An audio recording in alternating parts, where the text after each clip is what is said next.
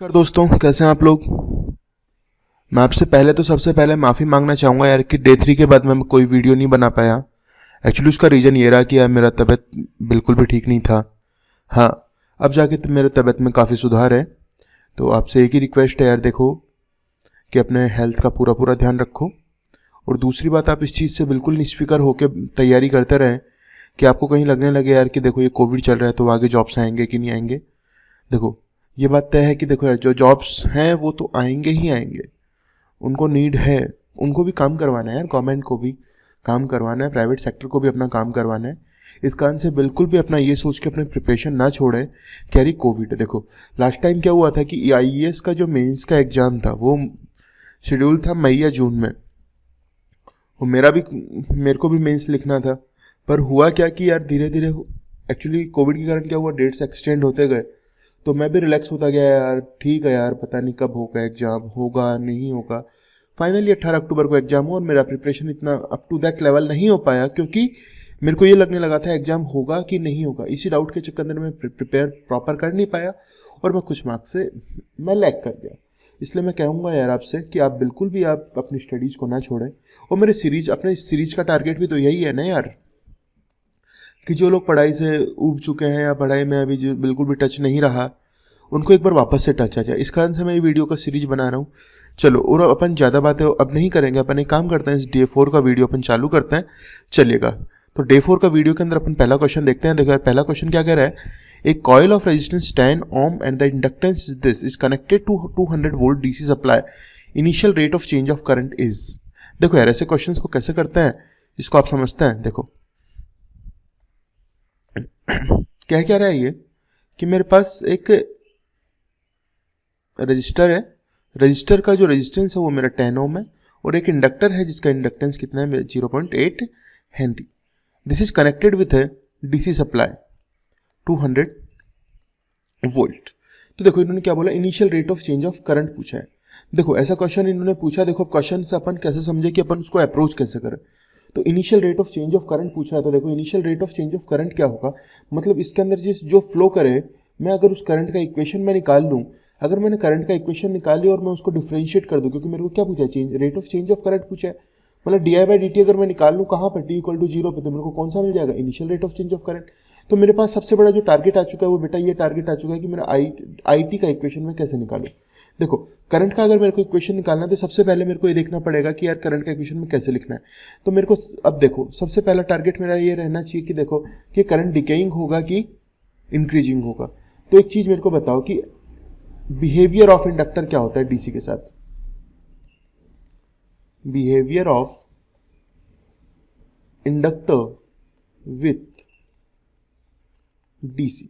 देखो बिहेवियर की अगर मैं बात करूं तो इंडक्टर कैसा होता है, देखो अगर इंडक्टर ये है मेरा, अब मेरे को क्या करना है, इसको इसका बिहेवियर देखना है डीसी के साथ। स्टेडी स्टेट पे क्या हो जाएगा, स्टेडी स्टेट पे अगर मैं देखूंगा तो क्या ये शॉर्ट सर्किट की तरह बिहेव करेगा, शॉर्ट सर्किट की तरह बिहेव करेगा। तो सबसे पहले अब देखो इस सर्किट में क्या क्या था, एक रेजिस्टेंस था और एक इंडक्टर था। इंपीडेंस में कौन कौन आ रहा था, आर भी आ रहा था और एल भी आ रहा था। पर अगर मैं फाइनली देखूँ तो अब इसमें केवल कौन आ रहा है, मेरे पास केवल एक रेजिस्टेंस आ रहा है। तो मैं ध्यान से देखूँ तो पहले अगर यहाँ पे Z1 था तो बताओ यहाँ पे क्या हो गया बेटा, ये Z2 हो गया कि नहीं हो गया, बिल्कुल हो गया। अब बताओ मेरा Z1 ज़्यादा कि Z2 ज़्यादा, सीधी सी बात है, मेरा Z2 क्या है, कम है किससे, Z1 से। दैट मीन्स मेरा क्या हो रहा है बेटा, इंपीडेंस क्या हो रहा है मेरा, कम हो रहा है। इंपीडेंस अगर मेरा कम हो रहा है तो बताओ करंट मेरा बढ़ेगा कि कम होगा, करंट मेरा बढ़ेगा। तो इसका मतलब जो भी बात हो गई, इसका मतलब ये बात क्लियर हो गई है कि जो मेरा करंट का नेचर होगा वो कैसा होगा बेटा, करंट का जो नेचर होगा वो कैसा होगा, इंक्रीजिंग होगा। तो इंक्रीजिंग करंट की अगर मैं बात करूँ तो बताओ आई टी मेरा कैसे निकल के आता है, आई टी मेरा निकल के आता है आई नॉट 1 माइनस ई की power minus t by tau. तो बताओ मेरे को, अब बताओ सबसे पहले तो d i by d t निकालना है, क्योंकि I have to find the initial rate of change of current ना। तो बताओ d i by d t अगर मेरे को करना है तो we have to find the differentiation of the current with respect to time. मतलब वन का डिफरेंशिएशन 0 होगा, that will be 1 by tau e की power minus t by tau. Now I have to find the d i by d t where at initial ना, मतलब t equal to should be 0, what will be this, t by i naught by tau.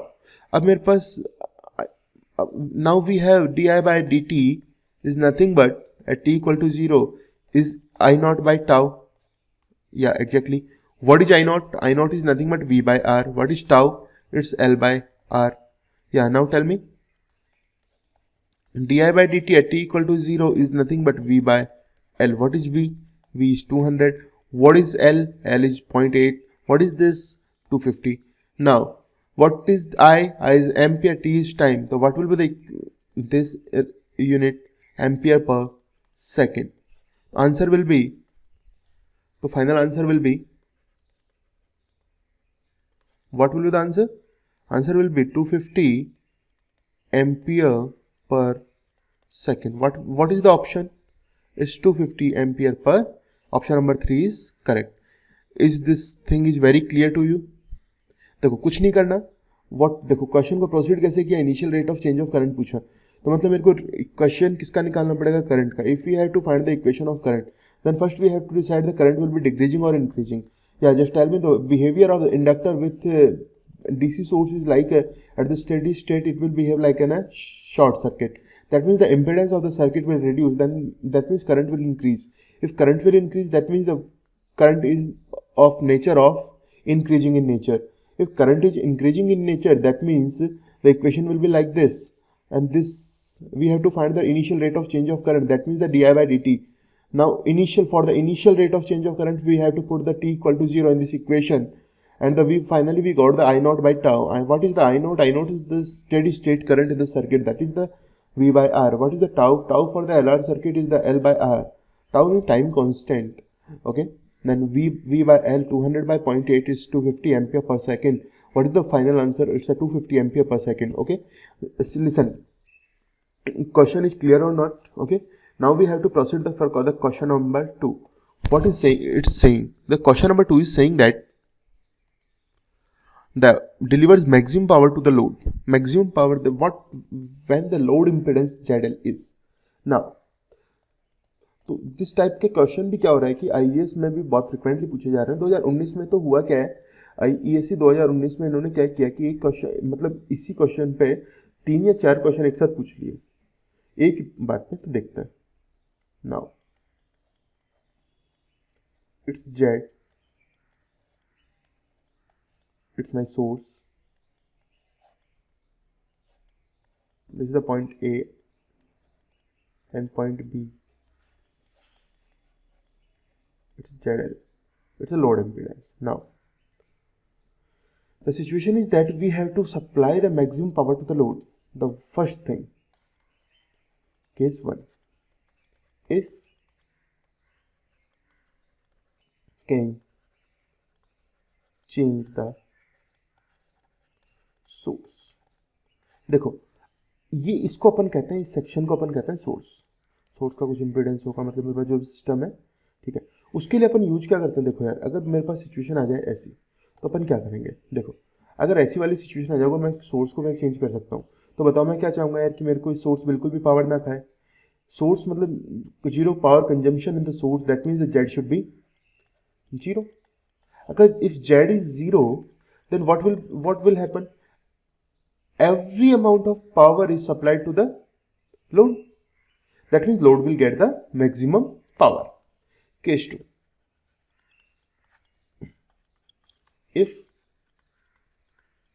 source is fixed, if the source is fixed, then what will happen? We cannot change the jet. मतलब अब मेरे को I have to put this load जिससे मेरे को maximum power किसको मिले, maximum power मेरे को किसको मिल जाए, लोड को मिल जाए. अब मेरे को ऐसा कुछ मेरे को ZL की वैल्यू मेरे को सेट करनी है. तो ध्यान से अगर देखें तो इसके लिए जो कंडीशन होती है वो बेटा क्या होती है कि जो ZL हो मेरा, now the situation is that we can not change the source, we have to change the load. तो ZL शुड बी Z का complement. Means for example, if Z is 10 ohm, then ZL should be 10 ohm.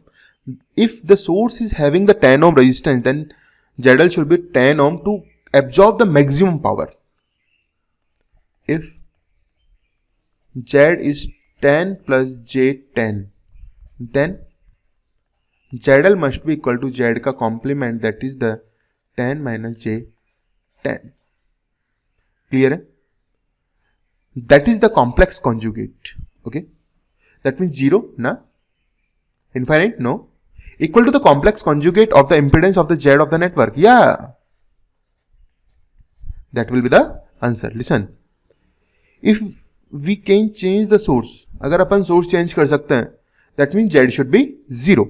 If we can't change the source is fixed, then ZL or load impedance should be the complex conjugate of the source impedance. Okay, that is the question number 2.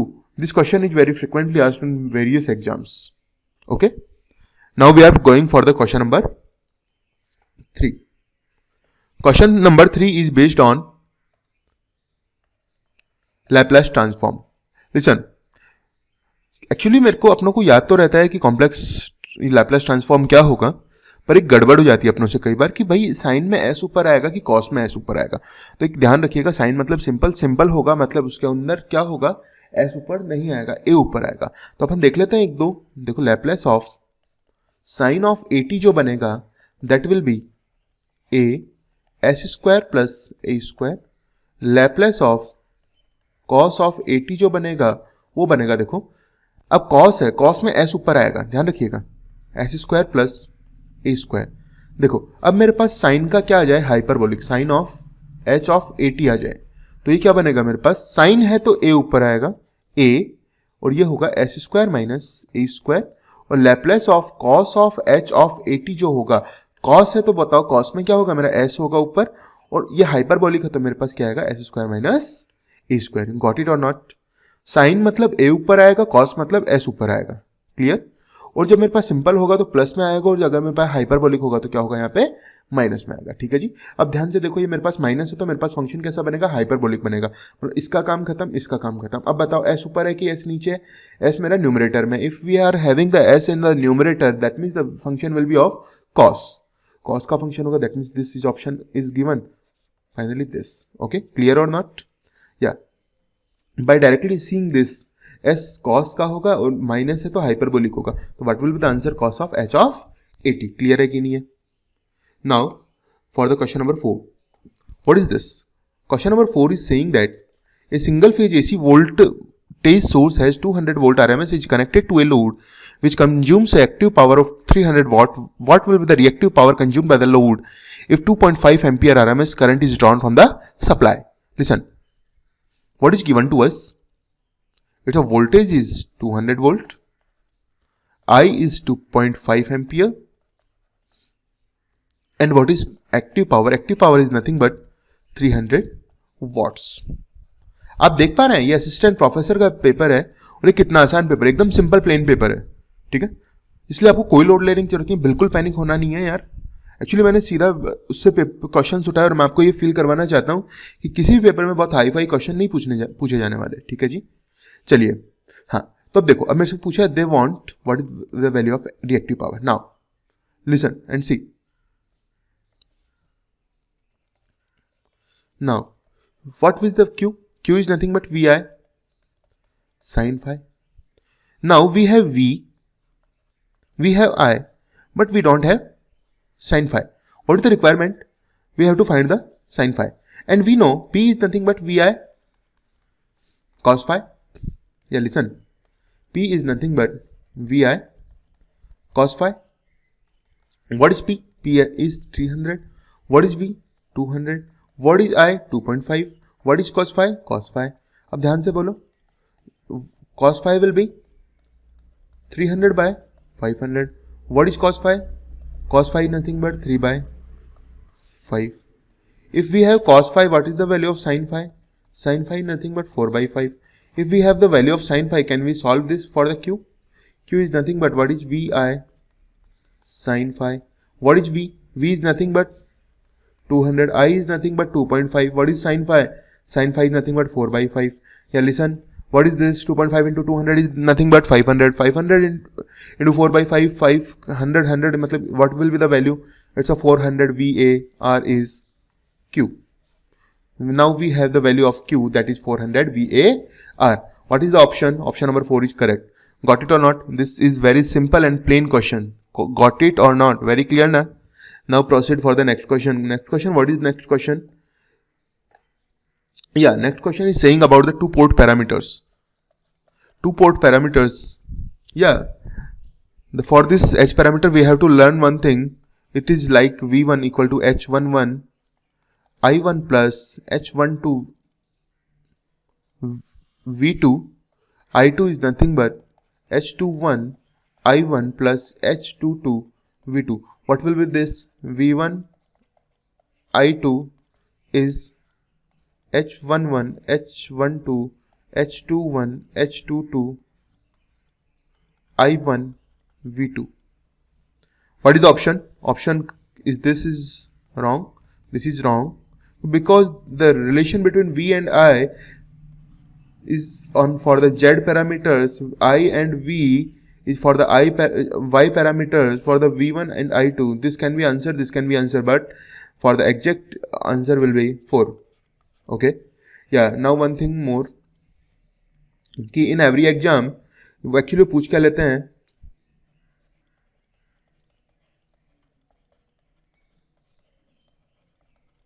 हर एक exam का max एक question fix है.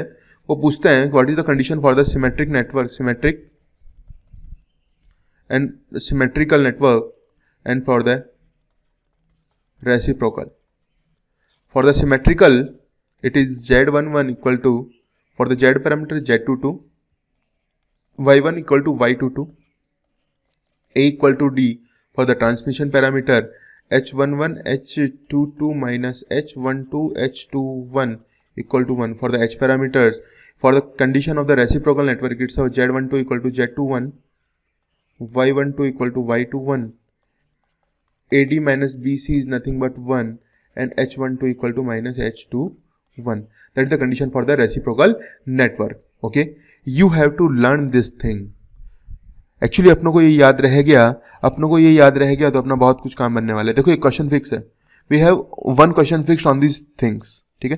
Question ऐसा भी हो सकता है कि if this is given that if the question can be like that if z12 equal to z21 then which one is correct? First option can be right this z11 equal to z22, y11 equal to y22. Option C can be h11 equal to h22, and option D can be h12 equal to minus h21. Yeah, now we have to learn that this is the condition. We have to identify this condition is for the reciprocal network. This is the condition for the reciprocal network, and this is the symmetric. This is for symmetric. This is no condition, and this is for the reciprocal network. Then what will be the answer? Option number D. Clear है कि नहीं है? ऐसे question भी पूछ लेते हैं सीधे सीधे. ठीक है जी. इसका मतलब we have to learn these conditions. Okay. Next question. What is next question? Next question is like that. We have a series RLC circuit.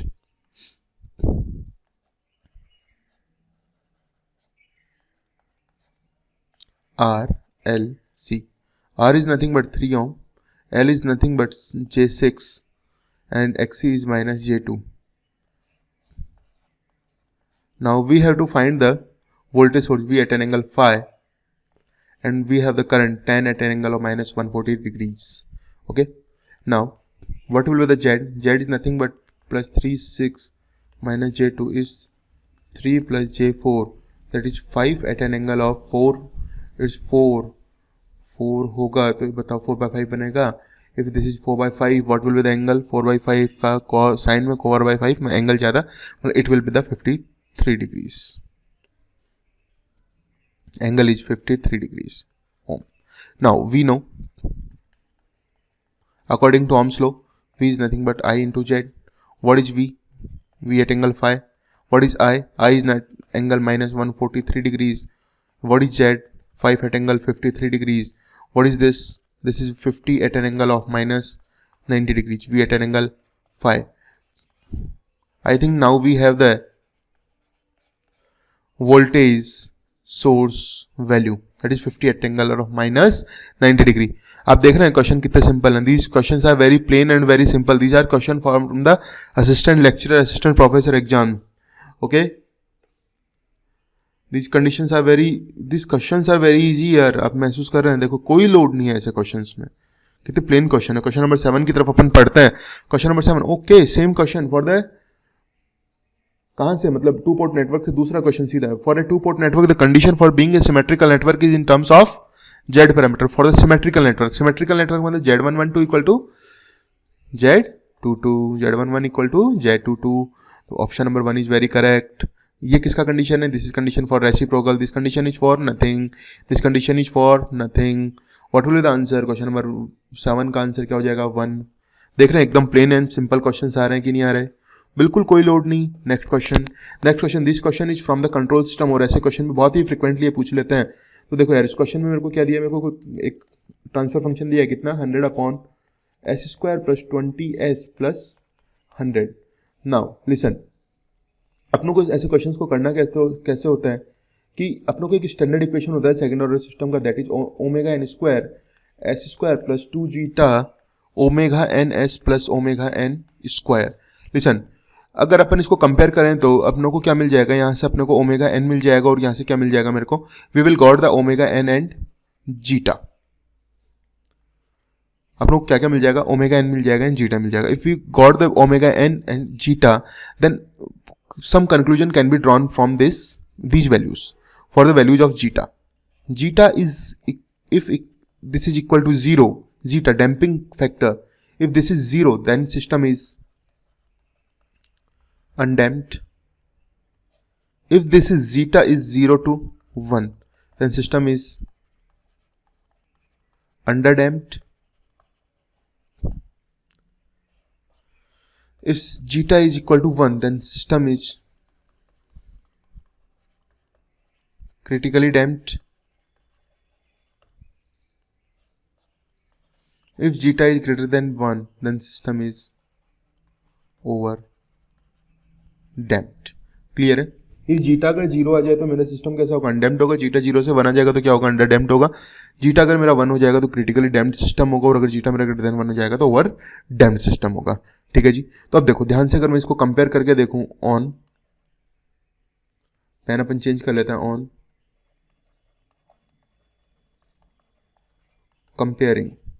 Comparing की अगर मैं बात करूंगा तो बताओ ओमेगा n स्क्वायर मेरा कितना आ गया, 100 आ गया। तो बताओ यहाँ से ओमेगा n मेरा कितना आ जाएगा बेटा, 10 रेडियन पर सेकंड आ गया।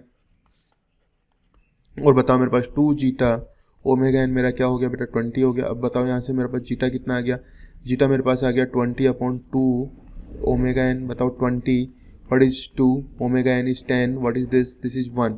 तो मेरे पास अब बताओ यहाँ से मेरे पास अब मेरे को क्या कंक्लूजन मिला, जीटा मेरा कितना है बेटा, 1। अब बताओ जीटा अगर मेरा 1 है, if we have the value of zeta is 1, what will be the value of what is the nature of the system, nature of the system will be critically damped. Clear और not? So what will be the answer? The system is nothing but it's a critically damped. If the zeta value, if we found the zeta value is 0, what will be the nature of the system? Nature of the system will be underdamped or undamped. What will be the answer? Undamped, na? Okay. If we found the zeta is 0.5, what will be the nature of system? It's underdamped. If we found the zeta is 1.5, what is this? This is the overdamped. What is if the zeta is 1? What is this? Critically damped. Clear है कि नहीं है? ठीक है जी। आगे अपन बात करते हैं। आगे अपन इसको बात करें तो चलिए अब नेक्स्ट क्वेश्चन पे अपन चलते हैं। नेक्स्ट क्वेश्चन क्या कह रहा है मेरे को, तो देखो यार नेक्स्ट क्वेश्चन क्या कह रहा है मेरे को, the position and the velocity error coefficient for the system having open loop transfer function GS that is the 100 1 plus s 1 plus 2s। या लिसन, देखो यार पिछले वाले वीडियो के अंदर भी अपने पास एक क्वेश्चन आया था, और पिछले वाले वीडियो में क्या यार हर पेपर में क्वेश्चन आ जाता है, क्या तो ये स्टडी स्टेट एरर पूछ लेता है और क्या ये पोजीशन एरर या वेलोसिटी एरर कोएफिशिएंट पूछ लेता है। तो ऐसे क्वेश्चंस करने के लिए अपनों को कुछ नहीं करना होता। देखो सबसे पहले तो ओपन लूप ट्रांसफर फंक्शन को पकड़ा, और मेरे पास जो अपना जो KP निकल के आता है, बताओ पोजीशन एरर जो होता है वो क्या निकल के आता है, देखो वो आता है लिमिट s टेंड्स टू 0, और ये होता है मेरा GS। देखो पिछले वीडियो के अंदर एक क्वेश्चन भी आया था और मैंने उसको आपको बहुत अच्छे से समझाया था कि ये KP कैसे यूज आता है, कैसे नहीं आता और कैसे क्वेश्चन से रिलेटेड आते हैं। तो आज अपन देख लेते हैं। देखो एक होता है KP, इसको कहते हैं अपन पोजीशन एरर कोएफिशिएंट, और एक होता है मेरा वेलोसिटी एरर, इसको अपन बोलते हैं KV से। That is nothing but limit s tends to 0 s into GS। और अपना एक और होता है accelerating error coefficient, that is limit s tends to 0 s into GS ना होके ये s स्क्वायर बन जाता है। तो देखो अगर मैं इसकी बात करूंगा तो बताओ लिमिट s टेंड्स टू 0 इस पर्टिकुलर क्वेश्चन की अगर अपन बात कर लें तो that will be the 100/1 plus s into 1 plus 2s। what is this, this value will be 100. And what will the velocity error coefficient, they will limit s tends to 0. देखो ये क्या बनेगा, this will be 100 into s upon 1 plus s into 1 plus 2s, or that will be the, what will be the answer, it's a 0. Yeah, limit s tends to 0, it will be the 100 into s square upon 1 plus s into 1 plus 2s, that will be 0. Yeah, the question is asking for the position error coefficient and the velocity error coefficient that are 100 and 0. What will be the answer? 100 and 0 will be the answer. ऐसे questions में अपनों को एकदम carefully रहना पड़ता है कि अपनों को ये ध्यान रखना होता है. देखो अगर if this question is having the option 0 and 100, तो कई बार गलती से क्या होता है कि अपन टिक लगा के आ जाते हैं ऑप्शन नंबर इस पे. देखो यार वैल्यू सेम है पर अपनों को ये बिल्कुल we have to be very careful about what is the sequence of the answer, what is the sequence of question and what will be the sequence of answer. Okay चलिए, ये बहुत minute mistake हो जाती है, इस कारण से आपका कोई भी एक छोटा सा एग्जाम कुछ मार्क्स से जो रह जाता है उसका रीजन ये यही रहता है. देखो अब क्वेश्चन नंबर 10 की बात कर लेते हैं. Question number 10 is also from the control system. Control system से जो क्वेश्चन नंबर 10 आया, देखो यार इस क्वेश्चन के what is this, his question is about the signal flow graph, that is the SFG, that is the Mason formula. Meson formula, according to Meson formula, transfer function can be calculated by pk delta k sum from k equal to 1 to n upon delta for the path 1. For the path 1 we have to decide the path. First put the naming of the nodes a, b, c, this is d, this is e, this is f. Okay, the path 1 is taken as a, b, c, e, f. The forward path, part 2 can be taken as a, b, c, d, e, f. Any other forward path? No. Yeah, just tell me the what will be the gain of the path 1. It is nothing but 1 into 1. देखो, it will be 1 s inverse into s inverse into 1. What will is this 1 upon s square? What is a, b, c, d, e, f? This. Yeah, 1 into s inverse into 1 into 1, that is 1 upon s. Now for the loop gains, what is the loop 1? Loop 1 we taken as b, c, e, b. It's minus 2 s square. What is loop 2? c, e, c. This one, it's minus 4 upon s. Loop 3, c, d, e, c. This one is nothing but minus 4. Loop 4 is can be taken as b, c, d, e, b, minus 2 by s. Now okay, now any other loop, non touching loops? No, ऐसा कोई loop नहीं है मेरे पास. Now we have to put the values in the formula. Then the transfer function will be path 1. What is the path 1 gain? It's 1 upon s square plus 1 upon s, 1 minus loop gains 2 by s square minus 4 by s minus 4 minus 2 by s. It's after solving it will be 4 to 6 4 5. It is 5s square plus 6s plus 2. Now finally transfer function क्या आ गया मेरे पास for this system is s plus 1 upon 5s square plus 6s plus 2. What is the answer? Option is 1 is correct. Clear है? तो आज के 10 questions अपने कंप्लीट हो चुके हैं. We have completed the 10 question for the today. Now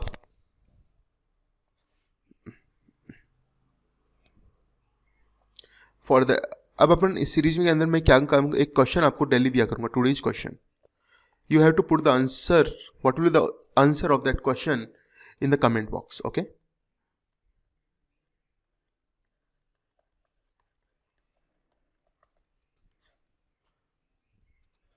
question is that find out the type and order of the system. Question is this: open loop transfer function is given as k s into s plus 2. Option है मेरा ए, ये मेरा order है और ये मेरा type है, B C and D. Order is 2, type is 0, order is 2, type is 1, order is 1, type is 2, order be 2, type be 2. What will the correct answer? You have to put in the comment box. Okay, thank you. तो यार थोड़ा सा आप अपना प्यार और बनाए रखें यार. देखो इस सीरीज़ को अपन और अच्छे से, बहुत अच्छे से एग्जीक्यूट करेंगे. प्लीज़ यार आप थोड़ा सा अपना प्यार वार बनाए रखें. चलिए आज का अपन वीडियो समाप्त करता हूँ. क्वेश्चन और डे 5 का वीडियो मैं लेके आता हूँ बहुत ही जल्दी आपके लिए. Okay, bye bye.